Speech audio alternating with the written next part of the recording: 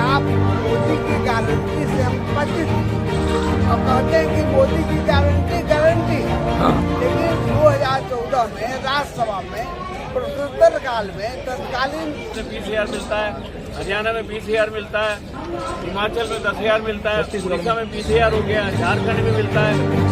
ऐसा झारखंड में पास हुआ लेकिन अभी नहीं हुआ। ऐसे 12 राज्यों में सम्मान मिल रहा है। इस सम्मान में लड़ाई कहते हैं कि इमरजेंसी के बाद देश की आज़ादी की दूसरी लड़ाई लड़ी गई और आप सब लोग उसके स्वतंत्रता सेनानी हैं। कहते हैं हमने आज़ादी से पहले गांधी जी और उन लोगों को तो नहीं देखा, लेकिन हम जो आज की पीढ़ी देख रही है हमारे लिए आप ही हो जिन्होंने देश को इमरजेंसी से बाहर निकाला। आज आपको जंतर मंतर पे क्यों आना पड़ गया? क्योंकि आपकी उम्र ऐसी नहीं है कि अब आप जंतर मंतर पर आए, धरना प्रदर्शन करें। सब लोग 70-80 वर्ष के करीब हैं, कुछ लोग उससे भी ज्यादा हैं। क्या कारण रहा आप जंतर मंतर पे आए? ये तो हमारे माननीय प्रधानमंत्री नरेंद्र मोदी की कृपा है। 79 साल की उम्र में और करीब 70 से सब लोग ऊपर हैं।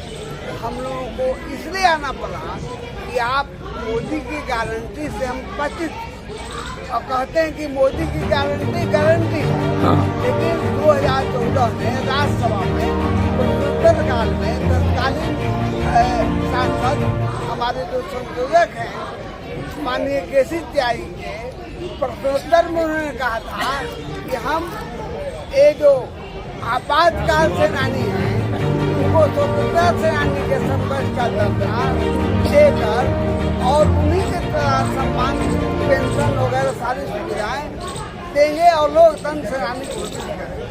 हम लोग प्रतीक्षा करते करते कई एक बार याद किए, चुनाव में भी याद करवाए, विरोध नहीं किए और इसका नतीजा ये हुआ कि कान में तेल डालकर मोदी जी और गृह मंत्री जी और वित्त मंत्री तीनों से मेरा पत्रचार हुआ।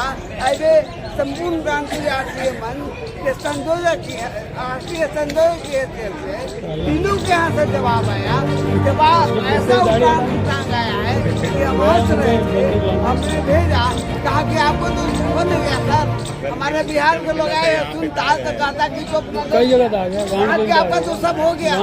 क्या हो गया भैया? हम मांग रहे हैं स्वतंत्रता का दर्जा और जो स्वतंत्रता अधिनियम 1972 में शामिल करो। शामिल क्यों नहीं करते? क्या हो गया?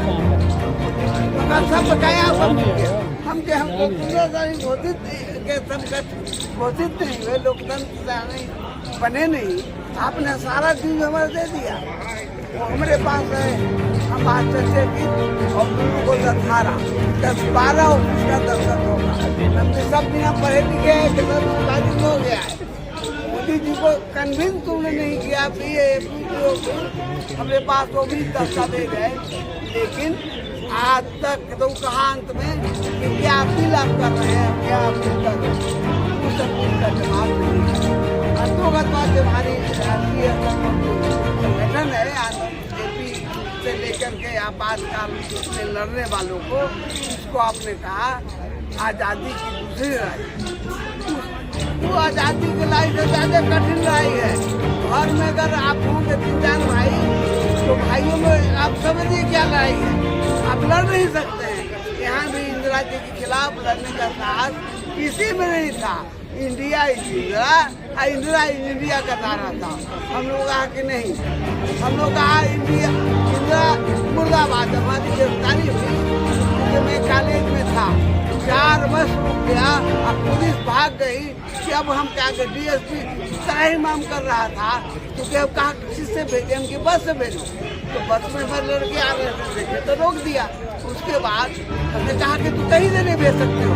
तो कहा कि हम एम्बेसडर ला रहे हैं, जिसको तुम लाए हो बड़ा खरक DSP का हालत गंभीर कर दिए। और हमने छात्रों से कहा कि भेज देगा बहुत दूर हमको, इसीलिए आस पास जाएंगे जल्दी, तुम लोगों से भेंट हो जाएगी, आगे बढ़ो। लेकिन इतना बड़ा आंदोलन स्वतंत्रता की रक्षा की, लोकतंत्र की रक्षा की, संविधान को बचाने का काम किया और ऐसे 1.5 लाख के ऊपर लोग जेल गए। हजारों लोग विकलांग हो गए, सैकड़ों शहीद हो गए और 18 मार्च 1977 से 21 मार्च 1977 जब सरकार बनी, पटना से पटिया कन्याकुमारी से कश्मीर तक कांग्रेस का रोवन हारा नहीं बचा और हमारे मोरारजी देसाई जो महान प्रधानमंत्री थे वो प्रधानमंत्री बने। इस बात लेकिन मीडिया भी तबाह, बहुत सारी मीडिया की आपने बात की, मीडिया पर बहुत सारी पाबंदी आती है, लेकिन मैं एक बात पूछना चाहता हूँ, बहुत सारे राज्यों ने पेंशन तो दी है, छत्तीसगढ़ की बात हो, कई राज्यों से पेंशन मिलती है, स्वतंत्रता सेनानी का राज्यों के स्तर पर मिलता है, क्या केंद्र के स्तर पर भी कोई प्रावधान है ऐसा? ये जो राज नहीं लगाया है, लगाने वाली केंद्र की सरकार जिम्मेदारी बनती है केंद्र सरकार की, खास करके हमारे मोदी जी की जिम्मेदारी बनती है, क्योंकि वो भी कहते हैं कि भूमिगत थे अच्छे, सही बात मोदी जी हमारे साथ गिरफ्तारी नहीं कर सकी सरकार, लेकिन आंदोलन को ऊपर है। आज प्रधानमंत्री हैं और अपने साथियों को निरीह अवस्था में देखिए, अब मात्र 1.5 लाख में करीब 20-25 हजार बच्चे होंगे, उसमें आधा घर से नहीं आ सकते हैं। हम लोग भी कब चले जाएंगे कहना नहीं है। और देखिए ऐसे रात रहे सांसद है, पूर्व सांसद है, पूर्व विधायक है, 90 बरस से ऊपर के आदमी को देखिए महाराष्ट्र बम्बई जेल में डाल दिया गया। ये देखिए 18 वर्ष की उम्र, 90 वर्ष से 18 वर्ष के हमारे धर्मवीर शर्मा जी हैं, इनको जेल में डाल दिया गया। और एक्सटेंट थे, क्या जानते थे, एक हमारे छात्र संघ के अध्यक्ष लखनऊ यूनिवर्सिटी के, इनको डाल दिया गया। इनको कोई कमी नहीं थी, लड़े थे देश के लिए, उनको धन जन की कोई कमी नहीं थी। हमारे स्वामी जी के भी शिक्षा है, हमारे उत्तर प्रदेश में हमारे देश के स्वामी जी है, संन्यास ले लिया उन्होंने, लेकिन कहे कि हम लड़ेंगे। और आज संपूर्ण क्रांति मंच के से सारे लोग देख रहे हैं, 15 लोग हैं, सब लोग हैं। 20,000 मिलता है, हरियाणा में 20,000 मिलता है, हिमाचल में 10,000 मिलता है, उड़ीसा में 20,000 हो गया, झारखंड में मिलता है। ऐसा झारखंड में पास हुआ लेकिन अभी नहीं हुआ, ऐसे 12 राज्यों में सम्मान मिल रहा है।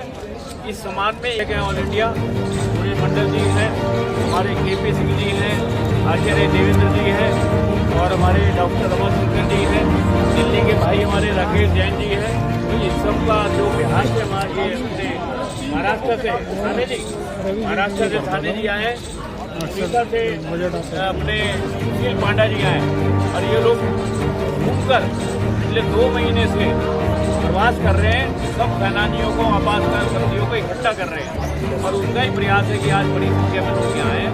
मैं आपका उनका स्वागत करता हूँ। उन्हें मैं भारत सरकार से मांग करता हूँ, मैं आप सबको धन्यवाद दूंगा और उसके बाद मैं ये कहूँगा, बोलते रहिए, आप बोलते रहिए। उसके बाद मैं ये कहना चाहूँगा कि हम लाए हैं डेमोक्रेसी को डिक्टेटरशिप से निकाल के, हम लाए हैं डेमोक्रेसी को डिक्टेटरशिप से निकाल के, इस डेमोक्रेसी को रखना मेरे सेनानियों समाज। भारत माता की जय, भारत माता की जय। संपूर्ण क्रांति अब नारा है, भावी इतिहास हमारा।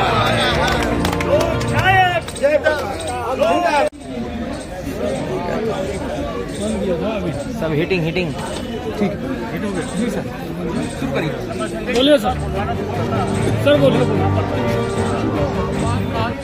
हाँ जी,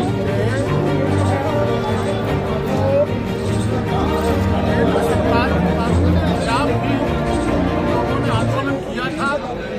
हमारी मुख्य मांग तो ये है कि हमको केंद्र सरकार इस आंदोलन के सेनानी माने, और जो उन्होंने स्वतंत्रता संग्राम सेनानी के दर्जे में कई अन्य लोगों को जोड़ा है। इस एक्ट को 1972 से 1980 का एक्ट कहा जाता है। उस एक्ट में हम लोगों को शामिल किया जाए, जो स्वतंत्रता संग्राम सेनानियों को हमारी चिकित्सा हमारी चिकित्सा की जिम्मेदारी हमारी सरकार ले और हमारे जो परिवार के लोग इस आंदोलन के कारण से उनका जीवन नष्ट हो गया, उन लोगों को सरकार की तरफ से जैसे स्वतंत्रता संग्राम सेनानी के आश्रितों को आरक्षण है उस तरह से आरक्षण ये हम लोग की मांग है।